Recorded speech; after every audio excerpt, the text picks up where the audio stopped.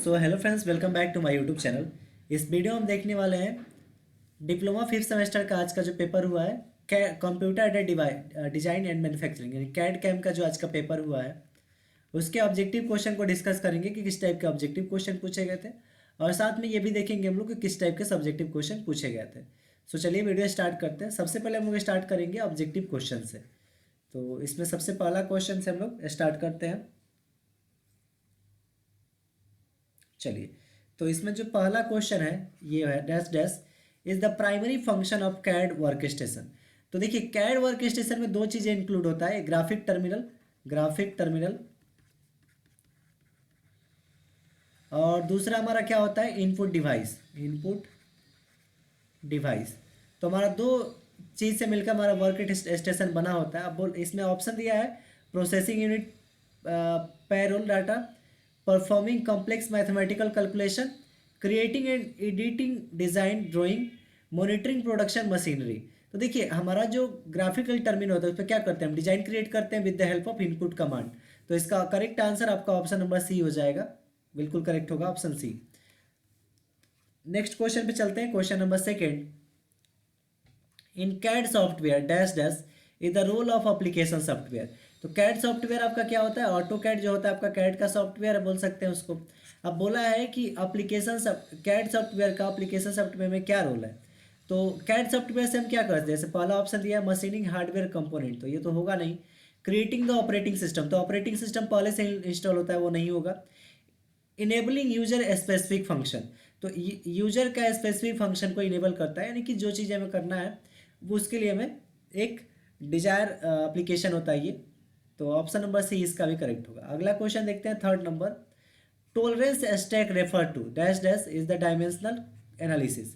तो थर्ड का correct answer आपका ऑप्शन नंबर बी हो जाएगा, automated variation in dimension, automated variation in dimension. अगला क्वेश्चन देखते हैं हम लोग, question number 4। Geometric control primary focus on, geometric control का प्राइमरी फोकस किस पे रहता है। तो पहला है controlling the computer geometry setting, इसका correct answer option number B होगा, maintaining consistent consistent geometry dimensions in design. तो इसका correct answer option number B होगा। अगला क्वेश्चन देखते हैं, 5 नंबर। Which geometry form is often use for defining curve surface in CAD. तो कर्व सरफेस को डिफाइन करने के लिए हम किस चीज़ का यूज करते हैं। तो पहला है पैरामेट्रिक इक्वेशन, दूसरा लाइन सेगमेंट, तीसरा प्लेन इक्वेशन और चौथा है सिलेंडर कोऑर्डिनेट। तो देखिए यहाँ पे पैरामेट्रिक इक्वेशन का हम लोग यूज करते हैं, जिसमें पैरामीटर के टर्म में जैसे मान लीजिए सर्कल को रिप्रेजेंट करना है तो X equal to are cos theta और Y equal to are sine theta, जिसमें थीटा क्या होता है आपका, थीटा जो है वो पैरामीटर है, थीटा क्या है, पैरामीटर है। तो इसमें हम क्या करते हैं, पैरामेट्रिक इक्वेशन का यूज करते हैं अगर हमको कोई कर्व ड्रॉ करना है तो, किसके में, कैड सरफेस में। अगला क्वेश्चन देखते हैं हम लोग, 6 नंबर। Dash dash is the primary goal of composite surface in CAD system. तो देखिए, कंपोजिट सरफेस क्या होता है कि मान लीजिए कि एक मेरा ये सरफेस है और दूसरा मेरा मान लेते हैं कि कुछ ऐसा सरफेस है।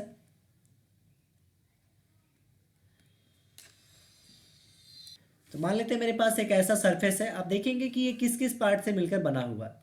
तो पहला देखिए, इसमें क्या है, एक तरह का एक रेक्टेंगल है, तो एक रेक्टेंगल हो गया। तो पहला मेरा ये हो गया, तो ये मेरा पहला सरफेस हो गया, सरफेस 1।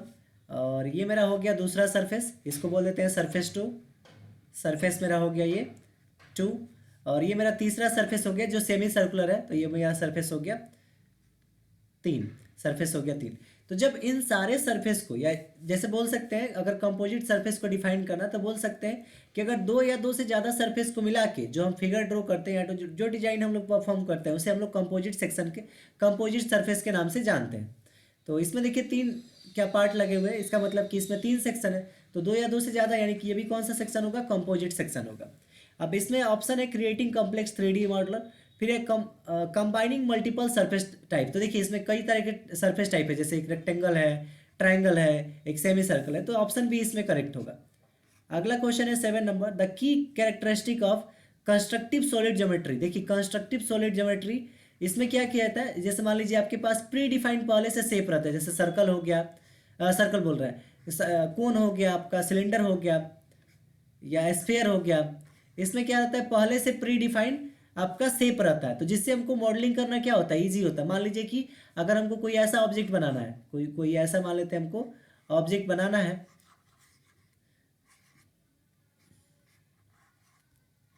मान लेते हैं कोई ऐसा हमको ऑब्जेक्ट बनाना है, तो हम सबसे पहले क्या करेंगे, एक सर्कल को उठाएंगे और यहाँ पे ला देंगे, और फिर इस शंकु को लाके या इस कोन को उठा के, मतलब इस सिलेंडर को नीचे लाएंगे और इस कोन को उठा के ऊपर रख देंगे, तो मेरा ये क्या बन जाएगा, एक सॉलिड ज्योमेट्री बन जाएगा। तो कंस्ट्रक्टिव में क्या होता है, प्रीमेटिव आपका सिंपल प्रीमेटिव कर्व या शेप प्रेजेंट रहते हैं। तो इसका करेक्ट आंसर ऑप्शन सी होगा। It focuses on creating complex solid shape by combining simple primitives. तो सिंपल प्रिमिटिव कौन कौन से हो गए, कोन हो गया, सिलेंडर हो गया, आपका स्फीयर हो गया, ये सब सारे क्या है, सिंपल प्रिमिटिव हो गया। अगला है 8 नंबर क्वेश्चन। तो 8 नंबर क्वेश्चन है, dash dash is the primary goal of sweep representation. तो स्वीप रिप्रेजेंटेशन का प्राइमरी गोल क्या है, तो इसका करेक्ट आंसर क्या होगा, इसका करेक्ट आंसर होगा option number C, constructing parametric model. यानी पैरामेट्रिक मॉडल को बनाने के लिए हम क्या करते हैं, इसका यूज करते हैं स्वीप रिप्रेजेंटेशन का, स्वीप रिप्रेजेंटेशन का हम लोग यूज करते हैं कंस्ट्रक्टिव पैरामेट्रिक मॉडल को बनाने के लिए। अगला क्वेश्चन देखते हैं हम लोग, question number 9, parametric space of surface refer to. देखिए parametric space of surface refer to किसको रिप्रेजेंट करता है, तो ये देखिए पैरामेट्रिक जो सरफेस होता है वो पैरामेट्रिक इक्वेशन से बना होता है, पैरामेट्रिक इक्वेशन। और पैरामेट्रिक इक्वेशन क्या होगा, जिसमें मान लेते हैं कि आपका x equal to are cos theta है, y equal to are sine theta है। तो इसमें x और y दो वेरिएबल रहते हैं, लेकिन उन दोनों का एक पैरामीटर होता है, जिसमें इसमें थीटा पैरामीटर है। पैरामीटर आपका u भी हो सकता है, v भी हो सकता है, थीटा भी हो सकता है। तो ये सारे पैरामीटर है, ऑप्शन ए इसमें करेक्ट होगा, space with in the parametric equation. अगला हम लोग क्वेश्चन देखते हैं, क्वेश्चन नंबर 10। क्वेश्चन 10 है आपका, the essential element of NC system in manufacturing is. तो मैन्युफैक्चरिंग में essential element of NC system क्या है, तो उसका ऑप्शन डी हो जाएगा, numerical control equipment and part programming, numerical control equipment and part programming. अगला क्वेश्चन हम लोग देखते हैं 11 नंबर। तो 11 नंबर क्वेश्चन में है, NC stand for dash dash in NC control production system. तो एनसी का क्या फुल फॉर्म होता है, न्यूमेरिकल कंट्रोल, ऑप्शन इसमें करेक्ट होगा। अगला हम लोग क्वेश्चन देखते हैं, question number 12, in NC control what is manual part programming. NC control में मैनुअल पार्ट प्रोग्रामिंग क्या होता है, प्राइमरी फोकस्ड ऑन। तो देखिए एनसी कंट्रोल में मैनुअल पार्ट प्रोग्रामिंग क्या होता है, तो हम लोग क्या करते हैं, right part programming manually without computer assistance. तो बिना कंप्यूटर असिस्टेंस के हेल्प से हम पार्ट प्रोग्रामिंग को डन करते हैं, उसी को बोलते हैं मैनुअल पार्ट प्रोग्रामिंग। यानी हम जो पार्ट प्रोग्रामिंग खुद से कंप्यूटर पे जाके लिखते हैं उसको हम लोग बोलते हैं मैनुअल पार्ट प्रोग्रामिंग। अगला है 13 number question, dash dash is the role of post processor in NC control production system. तो एनसी कंट्रोल प्रोडक्शन सिस्टम में पोस्ट प्रोसेसर का क्या रोल है, तो इसका करेक्ट आंसर आपका हो जाएगा option number A, preparing machine code for operator, preparing machine code for operator, option A इसमें करेक्ट होगा। अगला है 14 number question, in NC control numerical control mainly use for.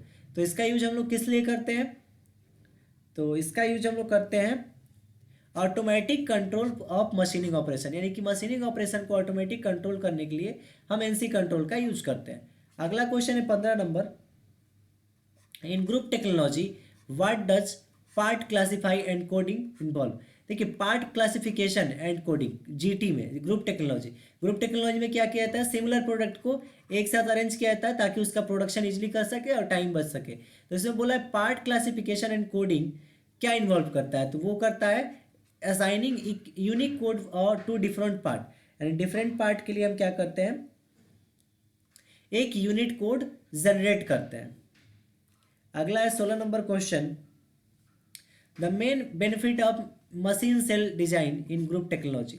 तो ग्रुप टेक्नोलॉजी में main benefit of machine cell design का क्या है, तो वो है efficient organisation of machine for specific part families. तो ये ऑप्शन सी इसमें करेक्ट होगा। अगला क्वेश्चन देखते हैं 17 नंबर। 17 नंबर क्वेश्चन है, machinability data system primarily use for dash dash manufacturing. तो इसमें जो ऑप्शन है पहला है managing machinery, managing machine inventory, दूसरा classifying part based on size, तीसरा determining ease of machining for material and parts, और अगला है कंट्रोलिंग कंप्यूटर नेटवर्क। तो इसमें कौन सा ऑप्शन सही होगा? इसमें जो है आपका ऑप्शन नंबर, क्वेश्चन नंबर 17 का ऑप्शन नंबर आपका सी करेक्ट होगा, determining the ease of machining for material and parts. अगला क्वेश्चन देखते हैं 18 नंबर क्वेश्चन। तो 18 नंबर क्वेश्चन है एमआरपी स्टैंड फॉर। तो एमआरपी का फुल फॉर्म जो होता है वो इन कैड सिस्टम में मटेरियल रिक्वायरमेंट प्लानिंग होता है, मटेरियल रिक्वायरमेंट प्लानिंग। तो पहला इसमें दिया मैन्युफैक्चरिंग रिसोर्स प्लानिंग, और दूसरा दिया मटेरियल रिसोर्स प्रोसेसिंग दे दिया है, और अगला दिया मैकेनिकल रिसोर्स प्रोग्रामिंग, ये नहीं होगा, मैनुअल रिसोर्स प्रोग्रामिंग ये भी नहीं होगा। तो ऑप्शन ए और बी में आपका कंफ्यूजन है कि इसमें क्या होगा। तो आपने जो ऑप्शन मारा होगा वो दोनों आपका सही होगा। ऐसे बोर्ड में इससे हो सकता है कुछ मिस्टेक किया गया होगा, क्योंकि ऑप्शन जो है वो थोड़ा सा इधर उधर टाइप्स के दिख रहा है। अगला 19 नंबर क्वेश्चन है the main benefit of layout in flexible manufacturing system, यानी एफएमएस सिस्टम में लेआउट का क्या बेनिफिट है। तो इसमें ऑप्शन सी करेक्ट होगा, efficient arrangement of machine and work station, efficient arrangement of machine and work station. अगला है लास्ट 20 नंबर ऑब्जेक्टिव। तो पूछा है इन automatic inspection CIM system primarily focus. तो क्या होता है? Computer integrated manufacturing. सीआईएम का फुल फॉर्म क्या होता है? Computer integrated manufacturing. अब ग्रुप बी में क्वेश्चन कुछ इस टाइप से पूछा गया था। पहला था state the function of design work station and CAD CAM, और वाला पार्ट में पूछा था आपसे defined composite surface in CAD modelling and write the primary purpose, इसका प्राइमरी पर्पस लिखना था। और 3 नंबर क्वेश्चन में आपसे ये क्वेश्चन पूछा था जिसमें पैरामीट्रिक स्पेस सरफेस को डिफाइन करना था। 4 नंबर क्वेश्चन में आपका ये था, और ये जो आपका जो है 5 नंबर क्वेश्चन है इसमें ये वाला, इसमें और वाला पार्ट है। 6 नंबर क्वेश्चन ये है, इसमें ये और इसका और वाला पार्ट यहाँ पे है। फिर आते हैं ग्रुप सी में। तो ग्रुप सी में आपका 6 नंबर वाले क्वेश्चन पूछे जाते हैं। तो पहला क्वेश्चन इसमें ये था और इसका और पार्ट यहाँ पे दिया गया है। और 8वां क्वेश्चन मेरा ये था। 9वां जो क्वेश्चन है वो है एक्सप्लेन प्रोसेस मशीन सेल। ये जो 9वां क्वेश्चन है इसको आपको देखना है, और साथ में पार्ट फैमिली को डिस्क्राइब करना था और पार्ट में। तो ये इसको आप इजीली कर सकते हैं। 10 नंबर क्वेश्चन था explain concept of post processor. तो पोस्ट प्रोसेसर का कंसेप्ट एक्सप्लेन करना था, और नहीं तो आपको ये सीएनसी पार्ट प्रोग्रामिंग करना था। उसके बाद है 11 number list different type of automatic expansion method in manufacturing, provide example for application for each type. तो ये काफ़ी ये जो सारे हैं इस टाइप के आपके आज के कैट कैम्प के क्वेश्चन पूछे गए थे। सो आई होप आपको ये वीडियो पसंद आया होगा। अगर वीडियो पसंद आए तो वीडियो को लाइक शेयर और चैनल को सब्सक्राइब करना ना भूलें। So thanks for watching my video and keep supporting and subscribe my YouTube channel.